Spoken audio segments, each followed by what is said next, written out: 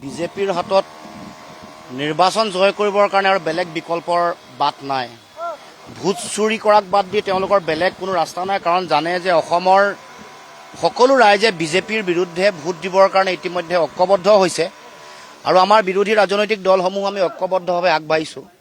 এই সময়ত সেইকাৰণে এই ভোট চুৰি কৰাৰ যি ঘটনা, এই ঘটনা আগতেই আমি অসমৰ্থিত সূত্ৰত আমি গম পাইছিলোঁ। আগতে 31টা লক্ষ্য কৰি লৈছিলে য'ত ভোট কাটিব, নামবোৰ মোৰ লগতে আছে।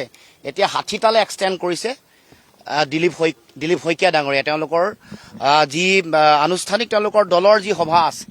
সেইকাৰণে এই কথাটো যদি মিছা হয়, তেওঁলোকে ভিডিঅ' যিটো হৈছে, ভিডিঅ' কনফাৰেন্সত যিটো কথা পাতিছে, সেইটো পাব্লিক কৰি দিয়ক। সেইটো পাব্লিক কৰিবলৈ ভয় কৰিছে কিয়? আগতে 31টা সমষ্টিত ভোট তেওঁলোকৰ কটাৰ লক্ষ্য আছিলে, তালিকাসহ আছে মোৰ লগত, মই তালিকাখন দি দিব পাৰোঁ। এতিয়া 60টালৈ এক্সটেণ্ড কৰিছে। সংখ্যাও নিৰ্ধাৰণ কৰি দিছিলে, সেই সময়ত আছে 10,000, ন্যূনতম 10,000 সেই 31টা।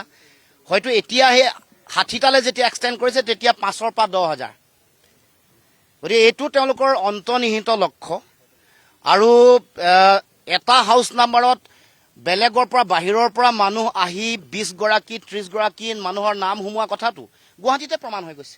এটা হাউচ নাম্বাৰ 4গৰাকী তেওঁলোকৰ সদস্য আছে, ভোটাৰ আছে, আৰু তাৰ বিপৰীতে বাহিৰৰ পৰা অহা বহিৰাগত একে হাউচ নাম্বাৰত 22গৰাকী 40গৰাকী ভোটাৰ নাম ওলাইছে যাদৱ উপাধিৰ।